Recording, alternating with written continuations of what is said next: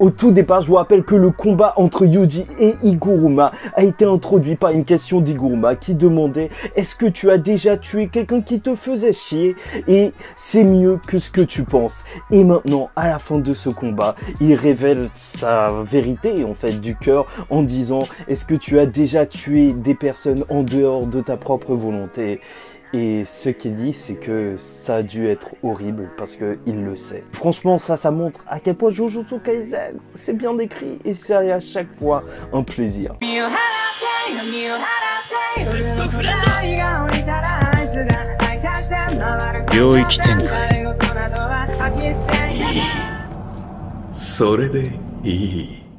Mesdames et messieurs, ici Chage, on se retrouve aujourd'hui pour la review du chapitre 166 de Jujutsu Kaisen. Et si je vous disais la semaine dernière que je voyais bien énormément Higuruma défendre Yuji lors d'un procès, là c'est encore plus fort. Et c'est pour ça que je trouve que l'écriture de Gege Akutami est vraiment très bonne. C'est que ça me fait penser à des trucs auxquels j'avais pas du tout pensé. Là, Higuruma a carrément défendu Yuji hors d'un procès.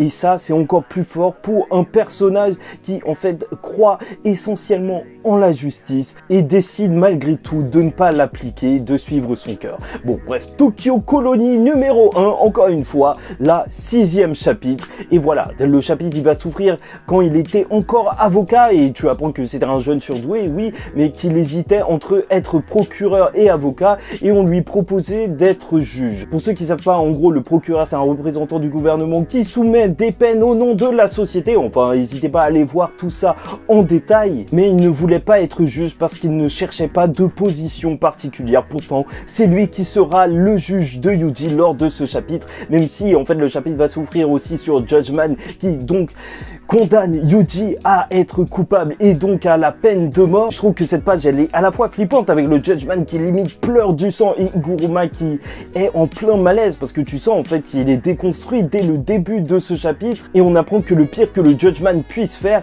c'est de faire la confiscation, donc enlever la technique maudite d'une personne. Yuji, vu qu'il n'a pas de technique maudite, bah c'est carrément son énergie maudite, et aussi la peine de mort sous la forme du maillet qui se transforme en épée d'exécution et s'il est coupé, ça y est, il meurt direct. Et Higuruma, en vrai, il le dit en fait, avant il avait de l'empathie pour les gens, il devait essayer de les comprendre les défauts des assaillants, des victimes en tant qu'avocat, et au bout d'un moment, il a juste été fatigué. Et il pense que tout le monde, au final, est hideux, et pense que Itadori aussi est pareil, même s'il croit peut-être qu'il n'est pas dans les ténèbres. Voilà, il a totalement perdu l'espoir lors de ce chapitre. Enfin, c'est ce qu'il essaye de se dire, il essaye de se convaincre de ça. Et là, le combat est simple, clair, mais quand même assez précis, puisque en vrai, il va y avoir Yuji qui va lancer plein de tables sur Higuruma, qui, vu qu'il doit pas se faire toucher, une où se trouve sa veste, et donc Higuruma va se diriger vers elle, sauf qu'en réalité, il va aussi lancer sa chemise pour cacher la vision d'Higuruma, essayer de lui faire un petit, tu connais la petite layette comme ça, mais ça ne va pas marcher,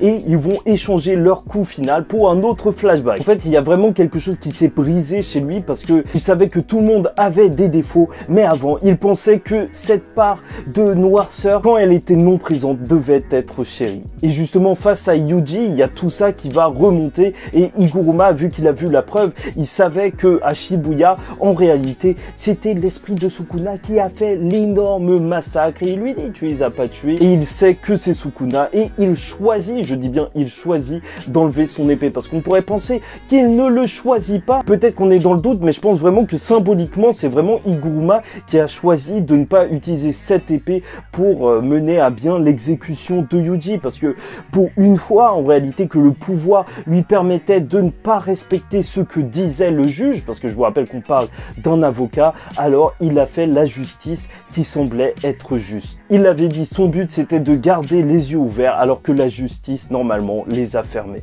Et là, il va te parler du code pénal japonais. En gros, vu qu'il n'était pas sous le contrôle de son corps et qu'il a même pas voulu être hors de son contrôle, alors en soi, il peut pas être tenu responsable pour ses actes. Et il aurait pu s'en défendre assez simplement. Sauf que pour Yuji, c'est bien sa faute parce qu'il est faible. Et je pense que ce chapitre, il est très bon aussi parce que ça permet aussi une sorte de thérapie pour Yuji qui était totalement détruit. Le pire, c'est que c'est même pas juste pour lui parce que Higuruma lui aussi dit qu'il en est revenu à ses racines et c'est pour ça qu'il a désactivé activer sa technique maudite et il décide de lui donner ses 100 points. Bon, après c'est vrai que cette phrase elle peut être prise carrément au premier degré parce que je vous rappelle que si il donne ses points, alors c'est normalement lorsqu'il se fait battre, tué par un autre exorciste, donc tué par Yuji. Est-ce qu'il entendait par là qu'il se ferait tuer?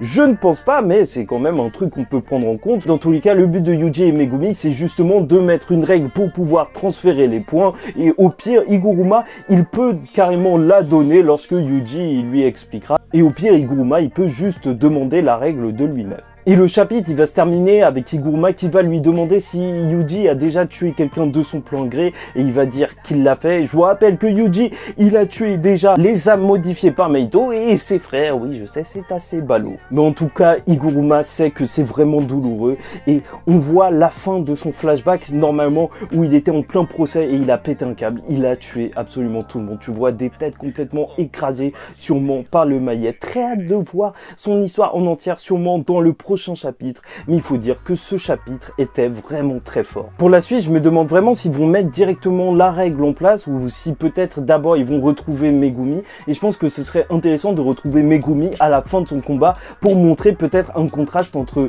Yuji qui aurait évolué mais tout en restant lui en fait, en se sentant mieux et justement en ne voulant tuer personne, et le Megumi qui serait parti dans la voie, tu connais, de son père puisqu'il est prêt absolument à tout pour que sa sœur reste en vie. Et vraiment, ce qui est fort dans Jujutsu Kaisen et qu'il faut vraiment pas perdre de vue, c'est que la mort, elle fait partie intégrante du monde des exorcistes. En vrai, Gojo, quand il était en première année, il avait tué plein de personnes. Geto aussi, Nobara aussi, elle avait tué le frère de Yuji. C'est drôle de dire le frère de Yuji, mais Yuji aussi. En vrai, la différence dans le monde de Jujutsu Kaisen, c'est surtout pourquoi tu fais ce que t'as fait et pas forcément ce que t'as fait.